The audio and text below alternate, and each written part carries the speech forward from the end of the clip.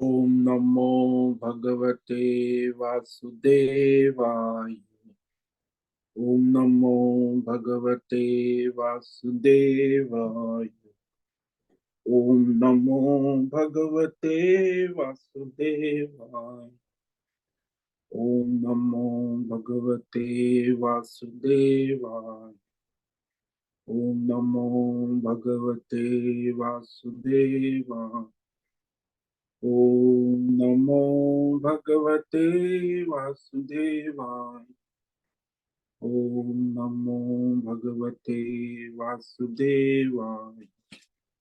ओम नमो भगवते वासुदेवाय। ओम नमो भगवते वासुदेवाय। ओम ओम ओम ओम श्री परमात्मने नमो नमः। ओम गं गणपतये नमो नमः। ओम गं गुरुभ्यो नमो नमः। ओम सहनाववतु सहनौ भुनक्तु सह वीर्यं करवावहै तेजस्विनावधीतमस्तु मा विद्विषावहै। ओम शांति शांति शांति। सदाशिव समारंभां शंकराचार्य मध्यमा अस्मदाचार्य पर्यन्तां वंदे गुरु परंपरा। वंदे गुरु परंपराम्। ओम पार्थाय प्रतिबोधितां भगवता नारायणेन स्वयं व्यासेन ग्रथितां पुराणमुनिना मध्ये महाभारत अद्वैतामृतवर्षिणीं भगवतीम् अष्टादशाध्यायिनीम् अम्ब त्वामनुसन्दधामि भगवद्गीते भवद्वेषिणि वसुदेवसुतं देवं कंसचाणूरमर्दनं देवकी परमानन्दं कृष्णं वन्दे जगद्गुरु। नमस्ते परमं ब्रह्म सच्चिदानन्दरूप निर्गुणाय नमस्तुभ्यं ओंकाराय नमो नमः। सर्वे दुर्गाणि तरन्तु सर्वे भद्राणि पश्यन्तु सर्वे सद्बुद्धिमाप्नोतु सर्वे सर्वत्र नन्दतु। ओम तत्सत। ओम ओम ओम। आप सभी ऑनलाइन नेटवर्क पर उपस्थित भगवत गीता श्रवण साधकों को आज प्रातः का अभिवादन अभिनंदन अभिवंदन। हरि ही ओम हरि ओम हरि ओम। हम सबको आज का यह दिव्य दिन तन मन धन जन देश काल विषय वस्तु परिस्थिति अवस्थाएं भौतिक अध्यात्म दैव क्षेत्र व्यष्टि समष्टि सभी को अपने अपने पूर्व में अनंत जन्मों में किए संचित पाप पुण्य धर्म अधर्म मिश्र कर्म के पक्के हुए फल स्वरूप वर्तमान में आज सभी को अपने अपने प्रारब्ध अनुसार परमेश्वरी अचिंत्य योग माया के माध्यम से प्रसाद स्वरूप में प्राप्त हुआ है। अतः आज का यह दिव्य दिन परमार्थ हेतु निष्काम सेवा यज्ञ देव यज्ञ ऋषि यज्ञ पितृ यज्ञ मानवता यज्ञ भूत प्राणी यज्ञ सात्विक दान शारीरिक वाचिक मानसिक तप निष्काम कर्म योग ध्यान योग भक्ति योग ज्ञान योग साधनाएं स्वाध्याय वेद शास्त्रों का अध्ययन अध्यापन उपासना आराधना के लिए समर्पित करे और कराए करवावे। आज विक्रम संवत 2080 पौष मास कृष्ण पक्ष की तृतीया तिथि है जो कल सुबह 6:11 तक, उसके बाद चतुर्थी लग जाती है। आज है मघा नक्षत्र जो दोपहर 3:53 तक है। उसके बाद पूर्व फाल्गुनी नक्षत्र लग जाता है। आज है रविवार। सूर्य आराधना राम सूर्य वंश में उत्पन्न हुए राजाओं का पूजा आराधना का दीवन है। तो सूर्य की उपासना राम की उपासना सूर्य वंश में राम प्रकट हुए भगवान। और आज यहाँ शीत ऋतु चल रही है। हेमंत ऋतु में रात्रि का न्यूनतम तापमान 8 डिग्री रहा और दिन का अधिकतम तापमान 24 डिग्री। वायु की गति 5-10 किलोमीटर प्रति घंटा चल रही है। ईस्वी सन 2024, 28 जनवरी 2020 सुबह के 7 बजने वाले। कलयुग का प्रथम चरण चेतवराह कल्प, वैवस्वत मनवंतर, ब्रह्मा जी का 26वां दिन और 51वां वर्ष चल रहा है। कैसे अनंत कोटि ब्रह्मांडीय परमेश्वरी अचिंत्य योग माया में हमारा यह एक ब्रह्मांड, इस ब्रह्मांड में ये पृथ्वी लोक में समुद्र के ऊपर जम्बू द्वीप में विश्व का एकमात्र वैदिक राष्ट्र भारत में उत्तर हिमालय प्रांत में उत्तराखंड राज्य में टिहरी जिले हिमालयन शिवालिक पर्वतमाला के अंतर्गत मणिकुट पर्वत के ऊपर नीलकंठ महादेव के सामने ऋषिकेश नगरी में मुनि की रेती प्रांत में शीशम जाड़ी में अवधूतवाड़ा आश्रम के सी ब्लॉक के पहले माले से 5 नंबर कमरे से गंगा किनारे से हम स्वामी उत्तमानंद सरस्वती भगवद गीता के आचार्य शिष्य स्वामी चिन्मयानंद सरस्वती महाराज चिन्मय मिशन कैलाद्वैत वेद व्यास भगवत शंकराचार्य की श्रृंगेरी संन्यास परंपरा से शिक्षित दीक्षित सनातन वैदिक भारतीय हिंदू धर्म अनुसार संपूर्ण भगवद गीता ज्ञान यज्ञ ऑनलाइन चैतन्यमय जीवंत लाइव प्रसारण के अंतर्गत व्याख्यान माला में अध्याय 3 का सार दर्शन करेंगे। आज रविवार है, इसलिए रविवार का विशेष सत्संग होगा प्रश्नोत्तर, तो वह उसी के अंतर्गत यह व्याख्यान होगा। तो कृपया आप सभी श्रद्धा भक्ति ध्यान से परिपूर्ण होकर के यह दिव्य सत्संग का लाभ ले, ग्रहण करे, कुछ धारण करे, कुछ अपने जीवन में चरितार्थ करे और उसमें निरंतरता लाए। अपनी अपनी आध्यात्मिक भौतिक दैवी अशांति द्वंद्व मोह विक्षेपों से रहित होकर के शरीर इंद्रिय प्राण मन वचन कर्म से एक रूप होकर एकाग्र होकर शुद्ध सात्विक सूक्ष्म भगवत विवेक बुद्धि करे। पुनः पुनः इस सत्संग का श्रवण करे, मनन करे, चिंतन करे, प्रचार प्रसार करे, लेखन करे, लिंक भेजे, ग्रुप में शेयर करे, अपना और सबका परम कल्याण करे और कराए। ओम तत्सत। ओम ओम ओम।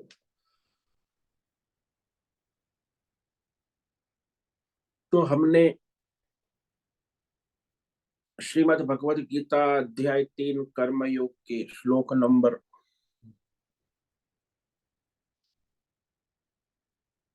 39 पर विचार किया था, 40 पर। तो भगवान को अर्जुन ने प्रश्न पूछा था, उसी का भगवान उत्तर दे रहे हैं। तो 36वें श्लोक में भगवान को अर्जुन ने प्रश्न पूछा था कि हे भगवान, हे कृष्ण, हे वार्ष्णेय,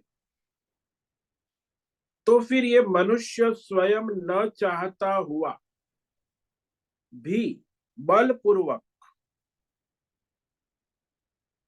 किसके द्वारा प्रेरित किया जाता है कि वो अधर्म पाप आचरण करता है, कर बैठता है। अनिच्छन अपि कहा, न चाहते हुए, ज्यादातर मनुष्य नहीं चाहते फिर भी। तो कौन सी वो सत्ता है, शक्ति है, बल है जिसके द्वारा प्रेरित होकर वह पाप और अधर्म का आचरण करता। जैसे वो पशु न चाहता हुआ भी उसका मालिक, पशु का मालिक उसे अपने काम में लगा देता है।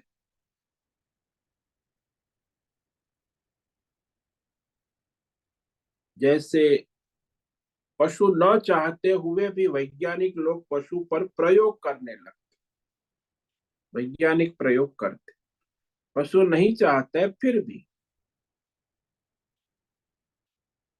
तो वैसे ही ये मनुष्य न चाहते हुए भी यह धर्म पाप कौन कराता है? तो भगवान ने स्पष्ट कह दिया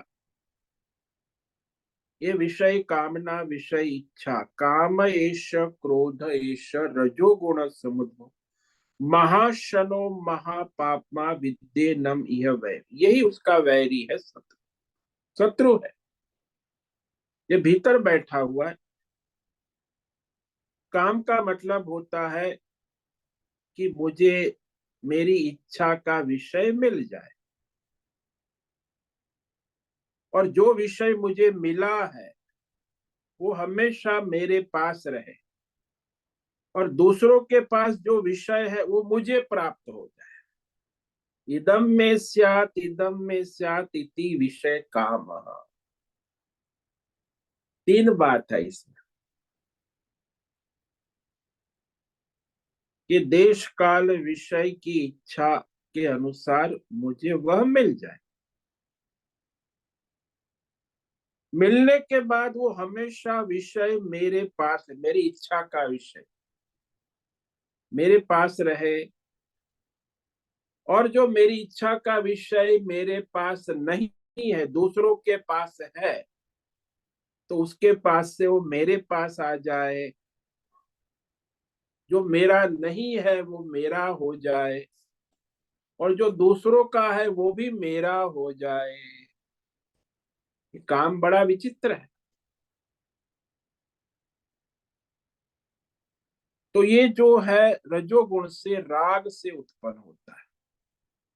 विषय राग, इच्छा, इंद्रिय विषय भोग में राग आसक्ति से उत्पन्न होता है। और इसका कभी पेट नहीं भरता, महाशन। और ये बहुत बड़ा पापी भी है, सारे अधर्मों की जड़, पापाचारी। तो यह काम जो है वो मनुष्य का इह वैरिणम विद्धि। तो इस संसार में सभी मनुष्य का ये काम जो है वो वैरी है, शत्रु है। उसकी तीन अवस्थाएं हैं। पहली बीज अवस्था होती है, यानी संकल्पात्मक। उसके बाद वृत्ति, इच्छा, और तीसरा अवस्था भोग रूप। तो प्रिय संकल्प होता है, फिर इच्छा होती है, कामना वृत्ति रूप में आता है, और फिर वो प्रवृत्ति रूप में, भोग रूप में परिणित होता है। तो काम की सूक्ष्म अवस्था है वो संकल्प है कि मुझे ये चाहिए, बस। फिर वृत्ति, फिर उसे कामना, इच्छा प्राप्त करने की हो गई, प्राप्त करना, और फिर भोग करना, ये उसकी भोग वृत्ति। तो ये काम कैसे उत्पन्न होता है भाई? बोले काम अज्ञान से, अपूर्णता की उते, मैं अपूर्ण हूं। सुख मेरे अंदर नहीं है, बाहर दूसरे भौतिक अध्यात्म दैव विषयों में सुख है, शांति है। मेरे अंदर अशांति है, मेरे अंदर दुख है। वहां दही वड़ा खा लूंगा तो मैं सुखी हो जाऊंगा। तो अंदर दुख है, बाहर सुख है। तो ऐसा कामना, इच्छा उत्पन्न होती है। तो काम जो है फिर भोग संग्रह में भी लगा देता है कि भोग में शांति है, सुख है। संग्रह में शांति, अरे पैसा जमा कर दिया 2 5 10 करोड़, तो शांति है ना, शांति से जिएंगे और मरेंगे। तो संग्रह में शांति है, भोग में सुख है। ये काम सिखाता है। फिर अहंकार से काम कहता है कि सत्ता प्राप्त करो, कीर्ति प्राप्त करो, ऐश्वर्य प्राप्त करो। उसी में तृप्ति है, उसी में सार्थकता है। सत्ता से बहुत कुछ लाभ होता है। तो इस प्रकार ये काम मनुष्य को निरंतर शत्रु रूप में परेशान करता रहे। भगवान ने वैरी कहा।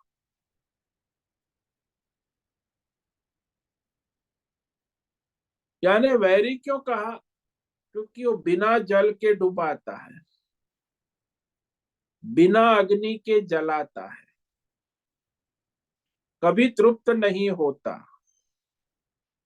कितनी नदियां समुद्र में मिल जाए तो समुद्र कभी तृप्त नहीं होता। ऐसे काम जो है महाशन अतृप्त ही रहता है, उसका पेट कभी नहीं भरता। यानी किसी भी मनुष्य की कामना पूर्ण होना 100 जन्म, हजारों जन्मों में भी असंभव।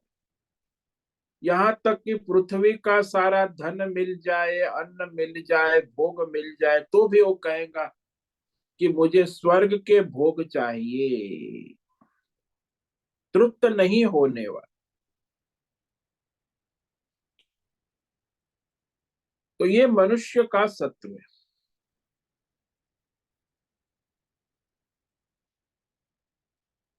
तो ये कामना जो है, वैसे संसार में मनुष्य पूर्व में संचित संस्कार है, देखी सुनी और भौतिक अर्थ विषय जो है, वह अंतकरण में उसकी वृत्तियां, वह कामना उत्पन्न करती रहती। तो वर्तमान में कुछ भी कामना अंदर से भी आती है, बाहर से भी आती है। आज तो इंटरनेट मोबाइल का जमाना।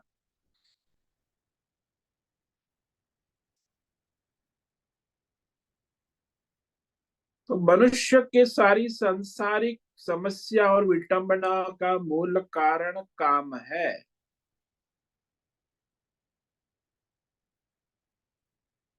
और वह उसे प्राप्त करने के लिए प्रवृत्त होता है, उसे रजोगुण कहते। कामना पूरी करने के लिए जो प्रवृत्तियां की जाती है, उसे रजोगुण कहा। वो तो कोई भी प्रवृत्ति हो सकती है, धर्म की, अधर्म की, पाप धर्म अधर्म विश्व, भगवान ईश्वर, ये भक्ति की भी प्रवृत्ति होती है, अर्थार्थी। तो वो अपनी कामना पूरी करने के लिए भगवत भगवत कार्य भी होता है, तो प्रवृत्ति में लग जाता। मनुष्य की कामना के तीन ही मूल केंद्र बिंदु है: पुत्रेष्णा, वित्तेष्णा, लोकेष्णा। पुत्र चाहिए, पैसा चाहिए, और पद प्रतिष्ठान यश कीर्ति चाहिए। उसी में सारे मनुष्य दिन रात लगे रहे। तो यह विवेक ज्ञान जो है, परमार्थ धर्म विवेक ज्ञान, वो ढक जाता। कैसे? जैसे धुएं से अग्नि ढकी हुई, मैल से दर्पण ढक जाता है, और गर्भ से, चमड़ी से गर्भ ढका हुआ, वैसे ही यह काम मनुष्य की बुद्धि के विवेक ज्ञान को ढक देता है, सत्संग को ढक देता है। वो ये इस प्रकार ये काम जो है मनुष्य को संसार में घुमाता रहता है। और भगवान ने कहा, हे अर्जुन, ये अग्नि के समान कभी तृप्त नहीं होता। इस काम को जो ज्ञानी है उसका नित्य वैर, जो विद्वान है जानता है। क्योंकि अज्ञानी को तो काम अपना मित्र समझता है ना, वो फिर भोग के परिणाम आता है, दुख होता है, तब वो उसे समझ, अरे मैंने ये कामना गलत। तो काम विद्वानों का, ज्ञानियों का नित्य वैर, कि उनको पता है कि ये काम जो है कष्ट देगा, दुख देगा।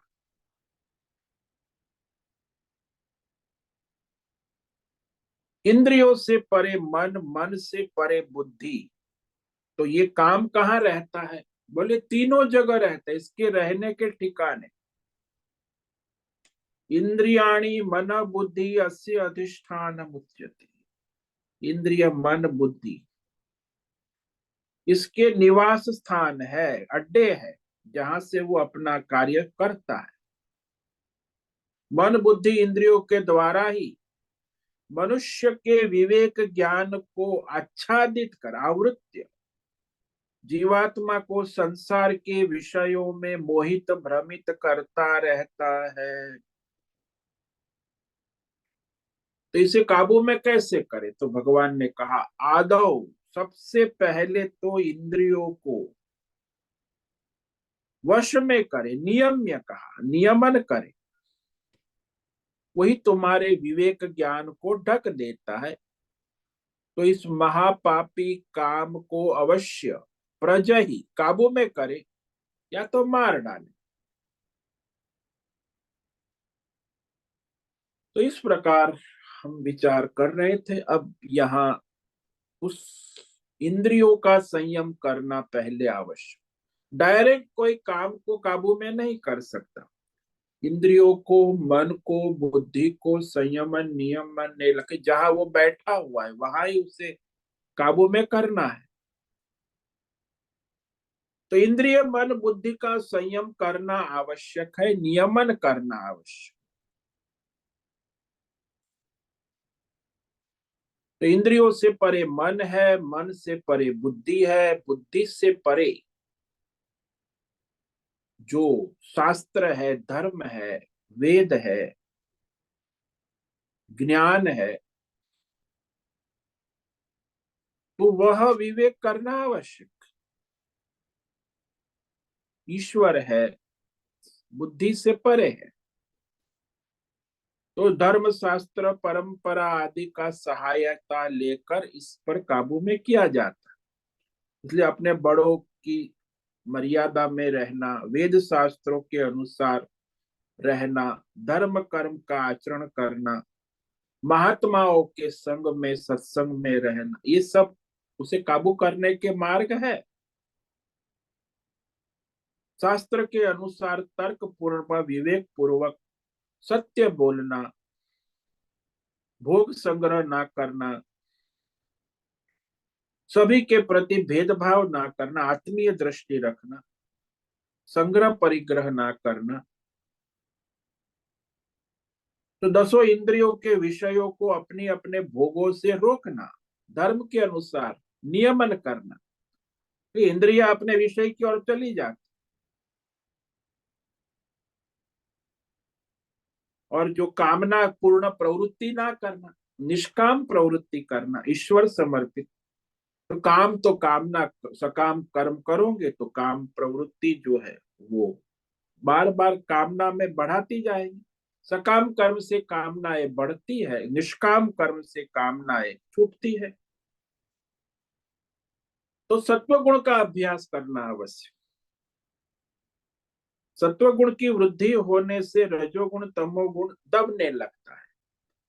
तो सत्व गुण से कामना को काबू किया जा सकता है धर्म शास्त्र के अनुसार। जो भौतिक अध्यात्म दैवी कामना मन मानी जो है उसका त्याग करे, शास्त्र के अनुसार कामना, धर्म के अनुसार स्वधर्म कर्तव्य के अनुसार कामना करे। बाकी जो व्यर्थ कामना है उसका त्याग करे। इस प्रकार हम विचार कर रहे हैं। अभी किसी साधक को कोई प्रश्न है जो हमने इस सप्ताह में विचार विवेक किया है, तो आप प्रश्न कर सकते हैं इस विषय में।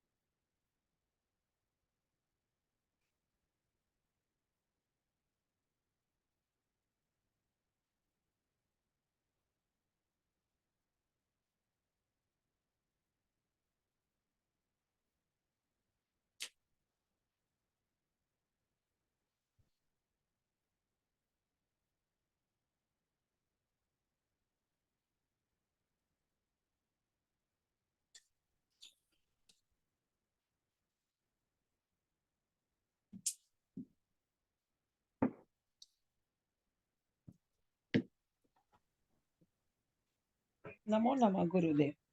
ओम नमो नारायण बोलो। ओम नहीं नमः। ना बे। गुरुदेव, आपने बताया था अनुभव ये अपने इंद्रियों से होता है, पर वो भी सूक्ष्म है। वैसे आपने 11 सूक्ष्म तत्व बताए थे, वो हाँ जी। उसके, हाँ, उसके बारे में फिर से समझाओ। अच्छा, शास्त्रों में जो है सबसे स्थूल जो है ये संसार भौतिक आपका जो आपने वस्त्र पहना है वो स्थूल है। तो आप देख सकते हो उसको, आप काबू में कर सकते हो। वस्त्र को आप जैसे चाहो वैसे रख सकते हो।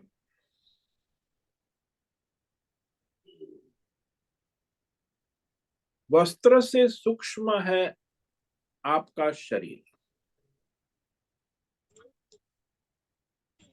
तो वस्त्र में ढका हुआ है सूक्ष्म है।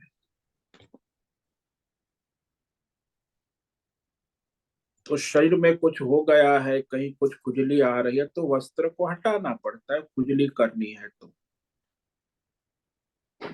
तो सूक्ष्म है।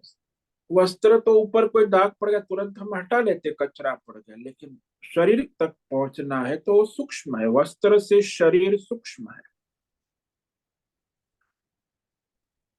तो ये शरीर जो है आपका स्त्री देह पुरुष देह जो भी है प्रारब्ध के अनुसार प्राप्त हुआ शरीर, बालक है युवा है वृद्ध है, वो भौतिक शरीर है, ढांचा है। पंच महाभूत, स्थूल पंच महाभूत, उसके अंदर से सूक्ष्म जो है 10 इंद्रिया है, उसमें 5 कर्मेंद्रिया है। हाथ पैर मुख गुदा जननेन्द्रिय, ये अपने भौतिक शरीर से सूक्ष्म है। ज्यादातर तो 90% मनुष्य को ही कर्मेंद्रिय ज्ञानेन्द्रिय का विवेक ही नहीं होता। वो तो वस्त्र तक ही डूब जाते, वस्त्र के बाद कुछ लोग शरीर को देखते, स्त्री देह पुरुष देह, उससे आगे ज्यादातर लोगों की सूक्ष्म बुद्धि होती ही नहीं ना, भौतिक बुद्धि जड़ बुद्धि। तो 5 ज्ञानेन्द्रिया 5 कर्मेंद्रिया, उसमें भी ज्ञानेन्द्रिया सूक्ष्म है, कर्मेंद्रिया स्थूल है। ये जो 5 ज्ञानेन्द्रिय हाथ पैर मुख गुदा जननेन्द्रिय, उस भौतिक है, स्थूल है, उसका हम उपयोग करते हैं, साधन है। और 5 ज्ञानेन्द्रिया है वो भी उससे सूक्ष्म है। आंख है कान है नाक है जीवा है त्वचा है, जिससे हमें ज्ञान का अनुभव होता है, शब्द स्पर्श रूप रस और गंध। कर्मेंद्रियों से 5 प्रकार के कर्म होते हैं। हाथ से आदान प्रदान होता है, पैर से आवागमन होता है, मुख से बोला जाता है, गुदा से मल विसर्जन होता है, जननेन्द्रिय से मूत्र गर्भ रज आदि त्याग होता है। तो वो कर्मेंद्रियों से ज्ञानेन्द्रिय सूक्ष्म है और ज्ञानेन्द्रियों से भी सूक्ष्म है मन।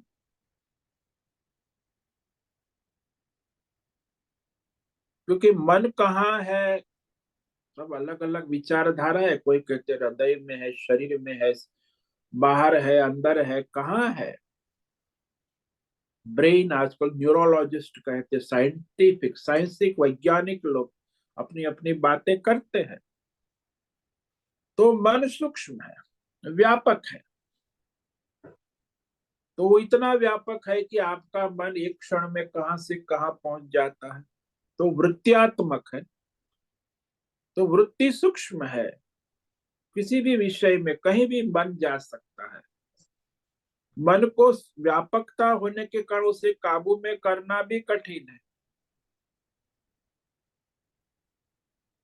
मन का स्वभाव ही है कि वो संकल्प विकल्प करता रहे, ये ऐसा है ये वैसा, ये क्या है ये, यानी संकल्प विकल्पात, वो सूक्ष्म है ना।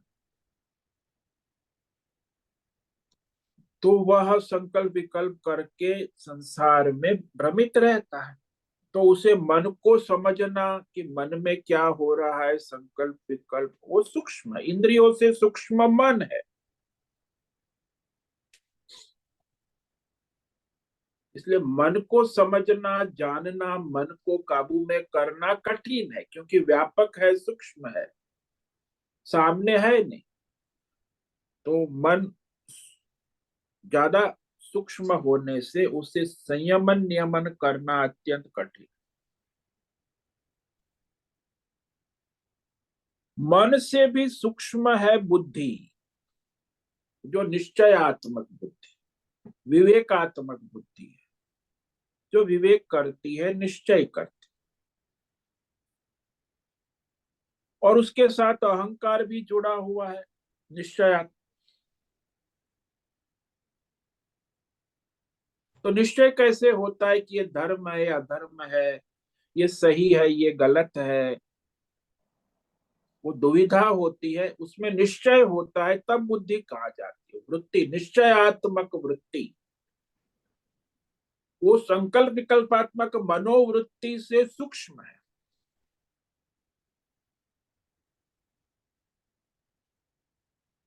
तो बुद्धि जो है वो बहुत मन से सूक्ष्म है। और फिर बुद्धि से सूक्ष्म चित्त है, जो संचित संस्कार आपके अंदर पड़े हुए जन्म जन्मांतर के, वो संचित संस्कार जो चित्त में वृत्ति रूप से अंदर से उत्पन्न होता, जो आपको भीतर से कामनाएं उत्पन्न करता है, चित्त। और वो चित्त है, वो केवल बुद्धि को जानकारी देता है कि ये करो, ये अच्छा है, ये मुझे पसंद है, ये चाहिए। तो फिर बुद्धि निश्चय करके मन और इंद्रियों के द्वारा वो विषय को प्राप्त करता। तो चित्त में अनेक प्रकार की वृत्तियां, कामनाएं, वासनाएं सब संग्रहित होती है वो अंदर। तो उससे सूक्ष्म है, बुद्धि से सूक्ष्म। चित्त से भी सूक्ष्म है अहंकार, मैं करता हूं, मैं भोगता हूं, 24 तत्वों का मैं मालिक हूं, यानी अहंकार। कार का मतलब होता है कर्तृत्व, भोक्तृत्व। तो ये सबसे सूक्ष्म मनुष्य के अंदर अहंकार होता, उसके 24 तत्वों में अहंकार सबसे सूक्ष्म है। तो ज्ञानेन्द्रिय, मन, बुद्धि, चित्त, सबसे सूक्ष्म अहंकार वृत्ति है। अहंकार से सूक्ष्म होता है प्राण, जो प्राण चल रहे हैं ना, प्राण शक्ति, जो प्राण भीतर है। तो ये प्राण ही ये सभी 24 तत्वों का संचालन करने वाला शक्ति है, क्योंकि आपके शरीर, इंद्रिय, मन, बुद्धि सब चलाने वाला प्राण है। इसलिए जब प्राण निकल गए तो आपका शरीर, मन, बुद्धि, इंद्रिया कोई काम नहीं करे, सब संसार भी धरा का धरा रहे।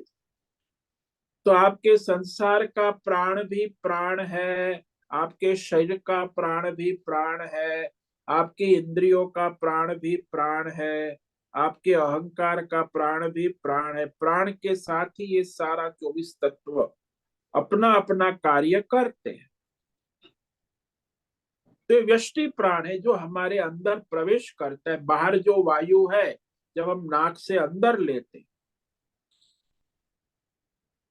तो प्राण हो जाता है, बाहर निकालते तो अपान हो जाता, तो ये प्राण वायु कहते हैं।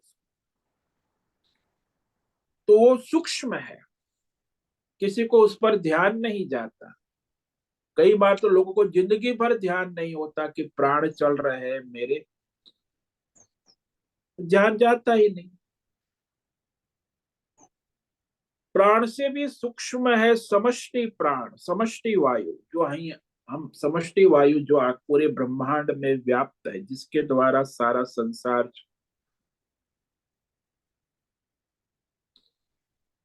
जिसको हिरण्य गर्भ कहते हैं, समष्टि वायु कहते हैं, ब्रह्मा विष्णु महेश कहते हैं, समष्टि शक्ति, जो सारे ब्रह्मांड की उत्पत्ति स्थिति लय करने वाली, वो सूक्ष्म है। पूरे ब्रह्मांड का सर्जन पालन संहार सभी जीवों के उसके कर्मों के अनुसार उत्पत्ति स्थिति लय पुनः उत्पत्ति स्थिति लय करने वाली जो शक्ति है, समष्टि प्राण जिसको कहते ब्रह्मा कहते हिरण्य गर्भ कहते हैं, वो सूक्ष्म है। और उससे भी सूक्ष्म है ओंकार, आकाश तत्व। जो समष्टि प्राण भी समष्टि वायु है, वायु शक्ति है, और उससे भी सूक्ष्म ओमकार यानी आकाश तत्व, जिसमें हमारी ये वर्णमाला शब्द, तो उसमें सारे आप दिखाओ कहाँ है, अ उ म, अ बोलो आ बोलो, ये कहाँ दिखाई देगा? सूक्ष्म है। वो है कि वाइब्रेशन है, आकार एक वाइब्रेशन, लेकिन क्या है कैसे है? अ उ म ओ, ये आकाश तत्व है, सूक्ष्म है। और उससे भी सूक्ष्म जो है, ओमकार से भी सूक्ष्म है, वो पर ब्रह्म परमेश्वर पर, बस। तो उसमें उससे सूक्ष्म फिर और कुछ नहीं। सा काष्ठा सा परागत। तो ये 11 स्तर है, सूक्ष्म सूक्ष्म सूक्ष्म सूक्ष्म से सूक्ष्म।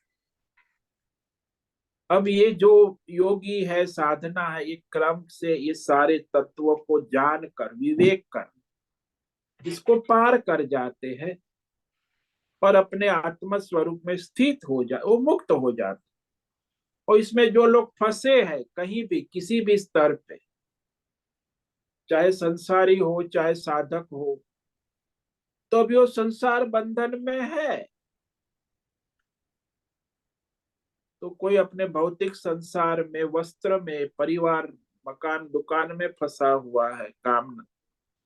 कोई अपने शरीर में, स्त्री देह पुरुष देह, कोई अपने इंद्रियों में, कोई अपने मन में फंसा है, कोई बुद्धि में, भौतिक अध्यात्म दैव, इसके संचित संस्कार भी है, उसी में से आते रहते घूमता रहता है। तो अहंकार में जो है, सूक्ष्म अहंकार, मैं करता हूं, मैंने ये किया, मैंने वो किया, मैं ऐसा करूंगा, मैंने ऐसा किया था, ये सब अहंकार है। प्रकृति प्रारब्ध से होता है, लेकिन वो अहंकार से बोलता है। तो सबसे सूक्ष्म है प्राण। जब तक प्राण है तो आपके 24 तत्व, पंच महाभूत, 5 ज्ञानेन्द्रिय, 5 कर्मेंद्रिय, मन बुद्धि चित्त अहंकार अपना अपना काम करते हैं। तो प्राण सूक्ष्म है, इसलिए शरीर से प्राण निकल जाते हैं तो फिर स्थूल सूक्ष्म शरीर जो है उससे अलग हो जाता है, तो कार्य नहीं होता, शरीर यहाँ पड़ा रहता है, सूक्ष्म शरीर निकल जाता है। और वो समष्टि प्राण है, समष्टि वायु, उससे भी सूक्ष्म है। जैसे ब्रह्मा विष्णु महेश कहते हैं, शक्ति है, उससे सूक्ष्म आकाश तत्व, ओंकार, वेद मंत्र, ये सब उससे सूक्ष्म है। और उससे भी सूक्ष्म वेद मंत्र और ओमकार से भी सूक्ष्म जो है, वह परमेश्वर परमात्मा है। तो इस तरह ये चार सारे सूक्ष्म का विवेक करके अपने परमात्मा स्वरूप को जानना, तो वो करने से मनुष्य अपने संसार के सारे बंधनों से मुक्त हो जाता। तो इस तरह ये शास्त्र धर्म विवेक के द्वारा ये पता चलता है। अत्यंत सूक्ष्म जो है वह है पर ब्रह्म परमेश्वर परमात्मा, और वो शास्त्र से जाना जाता है। इसलिए वेद कहता है कि मन के द्वारा, बुद्धि के द्वारा, अहंकार के द्वारा परमात्मा का विचार सोचा नहीं जा सकता, वाणी से भी नहीं कहा जा सकता। वो उसमें वेद शास्त्र ही प्रमाण है, क्योंकि परमात्मा की ही अभिव्यक्ति है वेद ओम और वेद शास्त्र के द्वारा ही, क्योंकि वो सबसे निकट है परमात्मा। इसीलिए प्राण से या अहंकार से, चित्त से, बुद्धि से, मन से, इंद्रियों से, शरीर से, संसार के कौशी भौतिक अध्यात्म देवी देवताओं से जाना नहीं जा सकता। केवल वेद शास्त्र और ओमकार के द्वारा परमात्मा को जाना जा सकता है, पर ब्रह्म परम। इस प्रकार ये सारा विवेक है।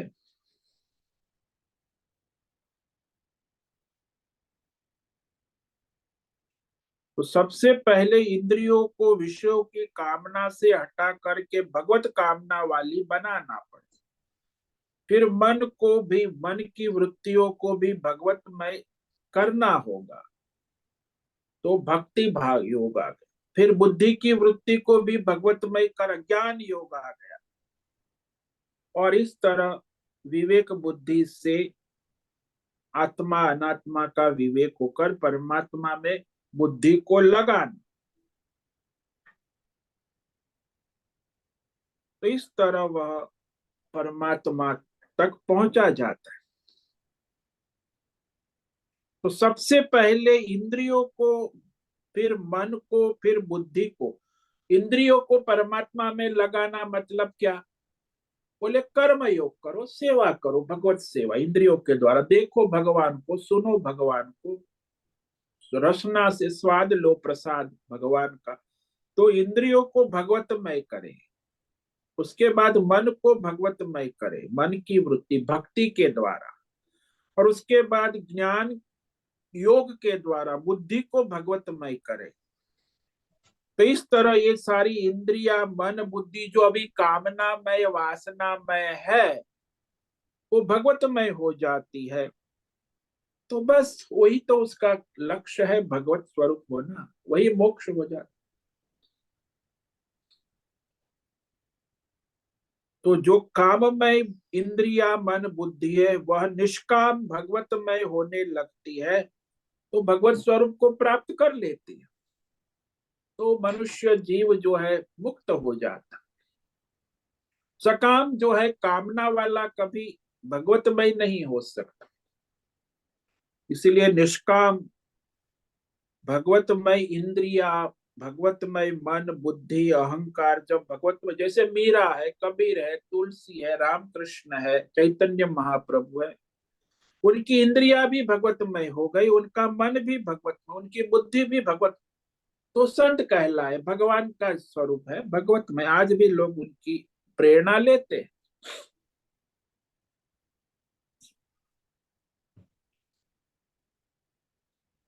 समझ में आया? समझ में भी आया और ये भी समझ में आया कि जो इंद्रिया है उस उसको अपने को भगवान के कर्म में लगाते वो बोलते हैं, पर समझना वही है हमें कि जो करवा रहे सब भगवान करवा रहे हैं। जो भी हम करते हैं भगवान के लिए करते हैं, जो भी कार्य करते हो ईश्वर को समर्पित हो जाए, तभी हाँ धीरे तभी तो, धीरे सब स्तर पे जा सकेंगे। हाँ तो मन भगवत की ओर जाएंगे, तभी तो साधना शुरू होगी ना। पहले आदौ इंद्रियाणी, मतलब पहले तो पहला सारी 10 इंद्रिया जो कर्म कर रही है, कर्मेंद्रिया और ज्ञानेन्द्रिया, उसको भगवान में लगाना है। नहीं कि अपनी कामना वासना में व्यस्त है तो उसे हटाना होगा कि भगवान क्या चाहता है, भगवान ने मेरे प्रारब्ध में मुझे क्या, भगवान की सेवा कैसे होगी। तो प्रारब्ध के अनुसार अपना स्वधर्म भगवान के लिए करे, नहीं कि कामना वासना के।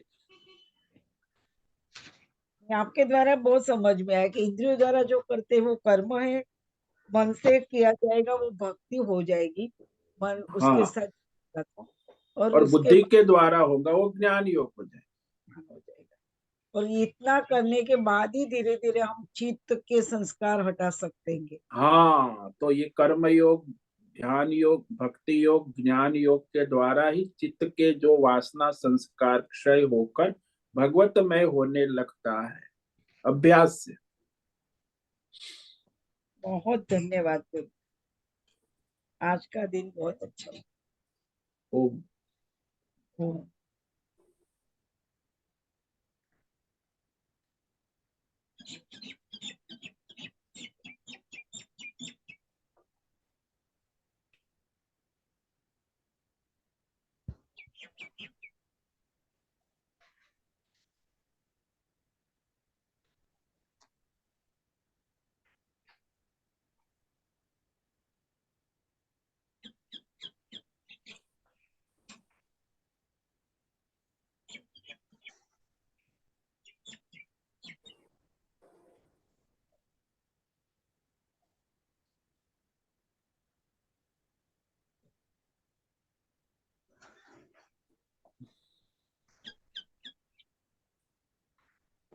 अभी समय है, किसी साधक को कोई पूछना है, पूछ सकते हैं अभी।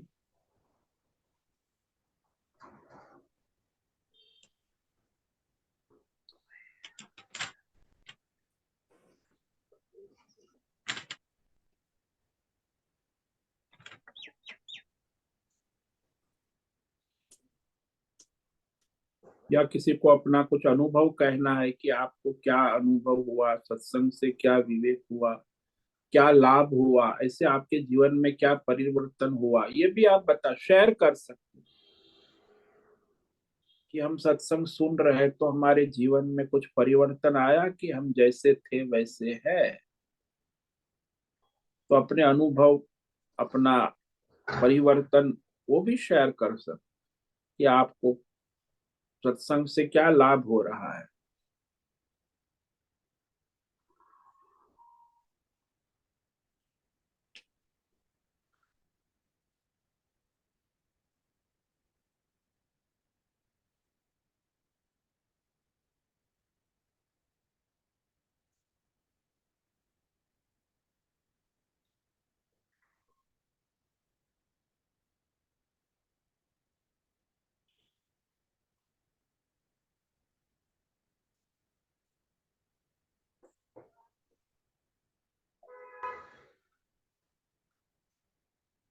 इला जोशी का ऑडियो चालू है। इला जोशी।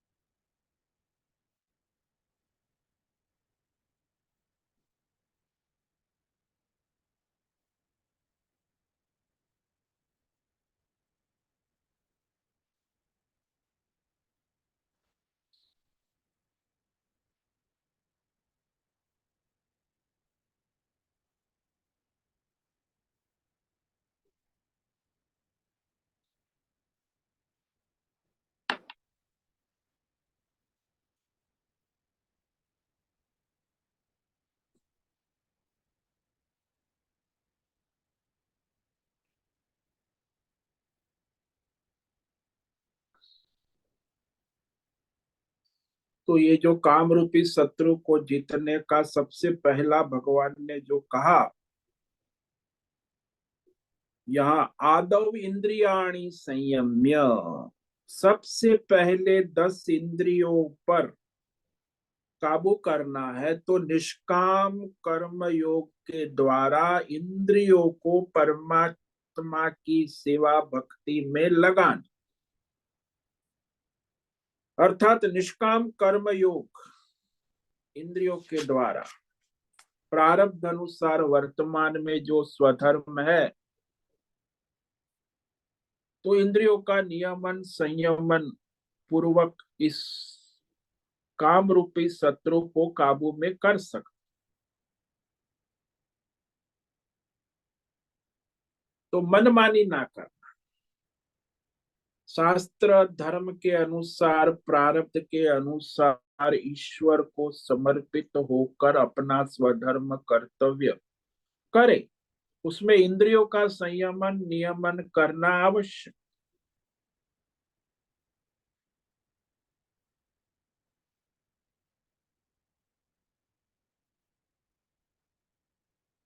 तो मनमानी ना कर, तो इंद्रिया फिर चंचल विक्षिप्त होकर संसार के चक्कर में घुमाती। तो इसमें क्रम है ना, सबसे पहले जब इंद्रिया काबू में नहीं होती तो बाकी सब ढकोसला है। मन और बुद्धि काबू में नहीं हो सकता। पहले इंद्रियों का नियंत्रण करना, फिर मन का, फिर बुद्धि का, तो फिर आत्मा तक पहुंचा जाए। संसार का बीज ही ये कामना है, काम ही संसार, काम एवं संसार। तो ये सभी भौतिक अध्यात्म विषय कामना है, इसी को संसार, इसको जीतो, छोड़ो कहा प्रजा ही। जब तक अपनी सांसारिक भौतिक अध्यात्म दैवी कामना को नहीं जीतोगे, उसे नहीं छोड़ोगे, तो परमार्थ कैसे कर पाओगे?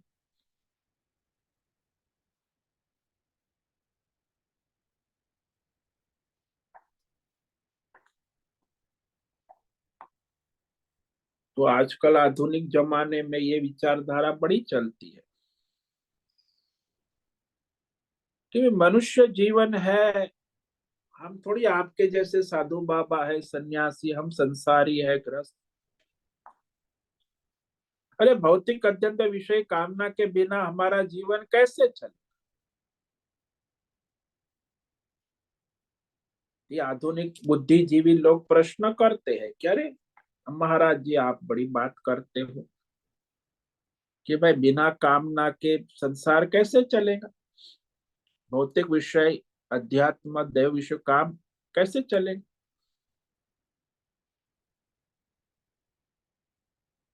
तो जैसे हमारे पास 50 रुपये है और हम ढाबे में जाकर दाल रोटी खा सकते हैं,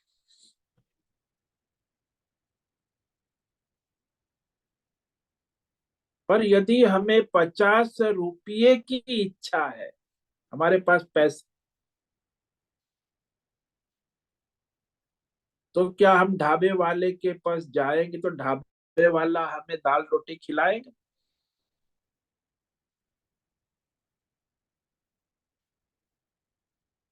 भौतिक अध्यात्म देह विषयों से जो हमारा काम चलता है वह हमारा विषयों की कामना से नहीं चलता।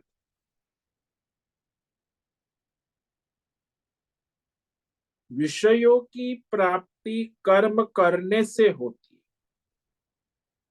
विषयों की प्राप्ति कामना करने से नहीं होती। बड़ा रहस्यमय है।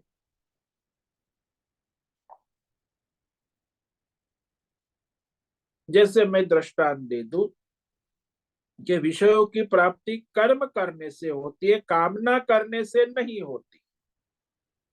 तो हम चाहे जितनी भी कामना कर ले कि मुझे लाख रुपया मिल जाए, मुझे लाख रुपये की कामनाएं सोचते रहे और उसके लिए कुछ कर्म ही ना करे, तो एक पैसा, एक रुपया भी नहीं मिलेगा। लेकिन हम यदि कामना ना करें और हम अपना काम करते रहे, व्यापार धंधा, 1 महीना भर अपना काम धंधा व्यापार, दिन रात, रात को 9 बजे तक बिना तलपट मिलाए सोए, और सुबह 6 बजे से रात को 9 बजे तक दुकान खोलकर बैठ जाए, जो ग्राहक आए उसे खूब अच्छी तरह स्नेह से बातें करे, सेवा करे, तो धन आएगा कि नहीं आएगा? कामना करने से धन आता है। कि कर्म करने से धन आता है। ये सोचो। इसीलिए केवल विषयों की कामना जरूरी नहीं है। विषय प्राप्ति के लिए उचित धर्म कर्म अपेक्षित है। वह कर्म करो, यानी कामना इच्छा न करो, यही कहते। फल की इच्छा भी न करो, कामना इच्छा, कर्म करो जो अपना है।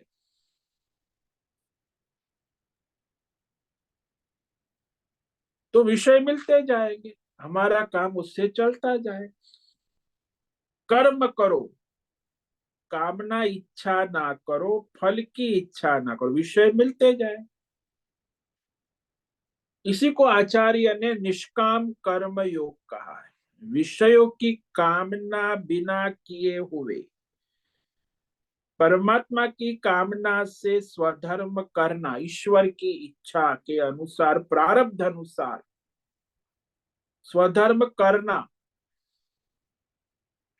तो परमात्मा ने जो हमें वर्तमान में देश काल परिस्थिति अनुसार स्वधर्म प्रारब्ध दिया है, हमारे लिए निश्चित किया है, वह स्वधर्म कर्म को करना। उसमें कामना कहाँ आई? उस स्वधर्म कर्म को करने के विषय में सावधान रहे। और हम स्वधर्म करते जाएंगे तो हमारी जो आवश्यक भौतिक अध्यात्म दैव विषय है वो हमें अपने आप प्राप्त हो जाएगी। स्वधर्म व्यवहार चलता रहेगा। इसीलिए कामना छोड़ो, फल छोड़ो, ये भगवान बार बार। हम स्वधर्म करते हैं तो प्रारब्ध अनुसार हमें जो भी भौतिक अत्यंत विषय वे आवश्यक विषय प्राप्त होते रहेंगे और छूटते भी रहेंगे अनावश्यक विषय।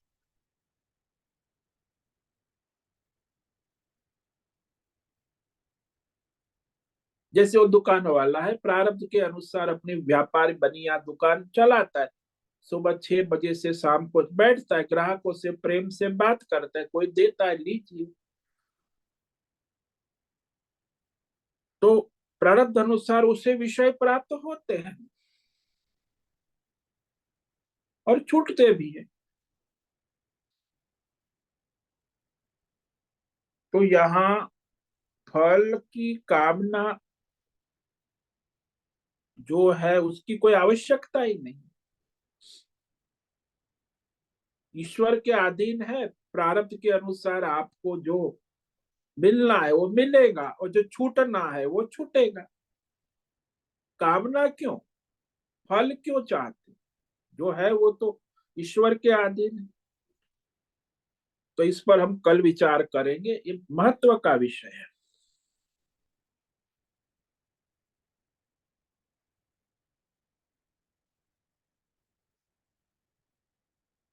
ठीक है, अभी 5 मिनट है, किसी साधक को कुछ प्रश्न है तो पूछ सकते, जो अभी हमने कहा।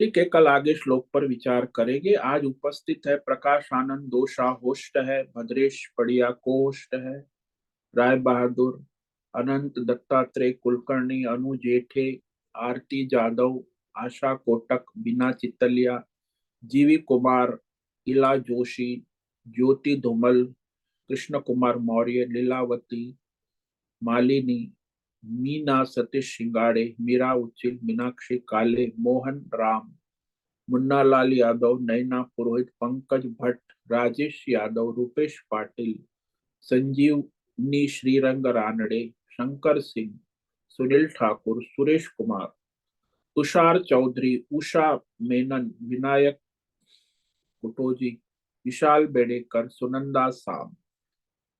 तो आज रविवार के सत्संग में इतने साधक उपस्थित है। सभी साधकों को ओम नमो नारायण। ओम ओम नमो नमो, नारायण स्वामी जी। सभी साधकों को ओम नमो नारायण। ओम सभी नमो साधकों नारायण। को ओम ओम नारायण। नमो ओम नारायणाय नमो महाराज। नारायण। ओम नमो नमो नारायणाय। नारायण। ओम नमो नारायण। होश से निवेदन है आज का सत्संग पूर्ण करें। ओम नमो नारायण। आज का यह दिव्य सत्संग हम यही पूर्ण करते हैं। सभी साधकों को ओम नमो नारायण। सभी साधकों को ओम नमो नारायणाय।